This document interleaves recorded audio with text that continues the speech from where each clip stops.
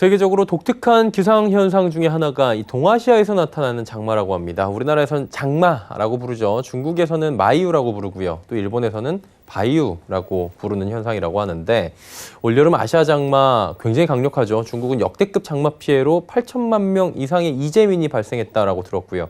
일본도 이번 장마폭우로 사망 인구가 한 70명 이상이 됐다. 그리고 우리나라도 지금 좀 피해가 있죠. 동해안 폭우, 부산, 경남 지역 폭우, 호남, 제주 피해가 지금 속출하고 있는 상황입니다. 이 문제가 지구 온난화로 인해서 기상재해는 해가 갈수록 기하급수적으로 늘어가고 있다는 점입니다. 자, 그러다 보니까 행정안전부와 지자체 등은 국민들에게 풍수의 보험을 들도록 권유하고 있다고 합니다. 조금의 보험료만 내도 기상재해를 입을 때 많은 보상을 받을 수 있기 때문이다라고 하는데요. 자, 그래서 오늘은 풍수의 보험에 대해서 조금 자세히 알아보는 시간 갖도록 하겠습니다. K외대 반기성 센터장과 함께합니다. 어서 오세요. 네, 안녕하세요. 네, 반갑습니다. 풍수의 보험이라고 들어보긴 했는데 자세히는 잘 모르겠어요. 어떤 건지 먼저 들어볼까요, 좀? 일단 국민들이 저렴한 보험료로 네. 풍수의 재해를 갖다가 피해를 갖다가 보상받을 수 있도록 보험료의 반 이상을 정부가 보조하는 정책보험을 말합니다. 행정안전부가 관장하고 민영보험사가 운영하는 정책보험으로서 보험 가입자가 부담해야 하는 보험료의 일부를 국가 또 지자체에서 보조해 줌으로써 국민은 아주 저렴한 보험료로 예기치 못한 풍수에 대해서 스스로 대처할 수 있도록 하는 선진국형 재난관리제도라고 할 수가 있습니다. 우리나라 매년 3,600억 원 이상의 기상재해가 발생하고 있는데 네. 실제 이제 복구 비용은 이보다 2배 이상 많이 들거든요. 그래서 국민들이 기상재해로 인한 피해를 당했을 때 좀 더 쉽게 복구할 수 있도록 하는 보험이라고 보시면 되겠습니다. 한마디로 상해를 대비해서 상해보험 드는 것처럼 이런 재난의 자연재해 대비해서 드는 보험이다라고 생각하면 될 것 같은데 요율이 중요하잖아요. 국민이 부담한 요율은 어느 정도예요? 통상적으로 그 보험료 있지 않습니까? 보험료의 예. 절반 이하입니다. 그러니까 8에서 45%를 가입자가 부담하고요. 나머지를 정부가 부담을 하는데 물론 이제 지방자치 자치단체별로 지원비율은 좀 다릅니다. 네네. 보험기간은 1년이고요. 가입자의 필요에 따라서 장기 계약 체결이 가능하고 하천 고수부지 내에 설치된 온실의 경우 동절기 5달만 보험을 들 수도 있다고 합니다. 특히 올해부터는 소상공인 풍수해보험이 전국적으로 확대 시행되면서 소상공인이 부담해야 하는 보험료를 국가와 지자체에서 80%를 지원받아서 총 보험료의 20%만 납부하면 일반 보험보다 저렴한 비용으로 예기치 못한 자연재해 스스로 대처할 수가 있게 되었습니다.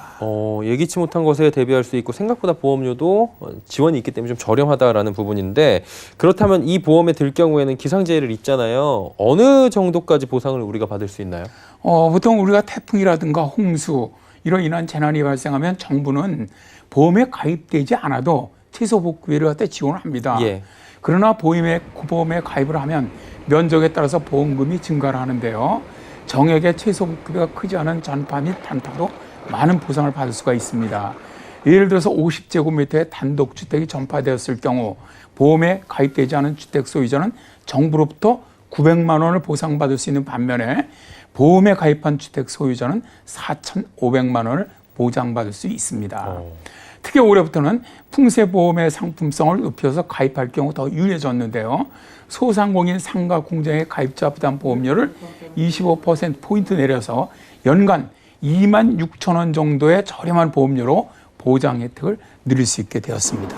저렴하네요, 진짜. 네. 그렇다면 궁금한 게 실제로 보상받은 사례들이 존재합니까? 그럼요. 그런 사례들은 엄청 많습니다.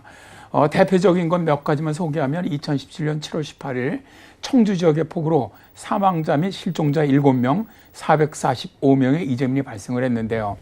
이때 주택 및 비닐하우스에도 폭우로 인한 피해가 발생했죠.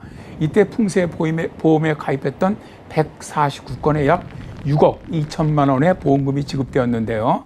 당시 주택이 전파된 사례를 보면은 풍수보험 미가입자가 받을 수 있는 900만 원보다 8배가 많은 7,200만 원을 지급을 받았습니다.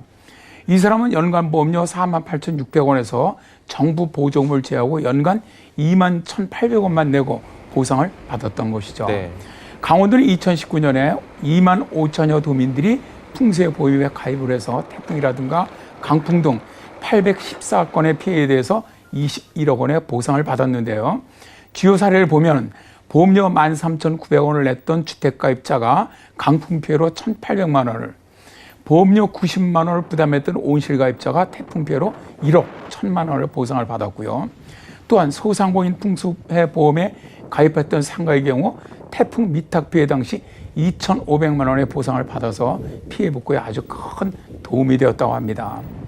참 이런 기후변화로 인해서 앞으로 기상재해는 더 빈번하게 더 강력해질 것으로 예상이 되거든요. 예. 좀 많은 국민들이 부담이 적은 풍수해 보험에 가입하셔서 만일의 이런 어떤 재난에 좀 대비하셨으면 좋겠습니다. 네.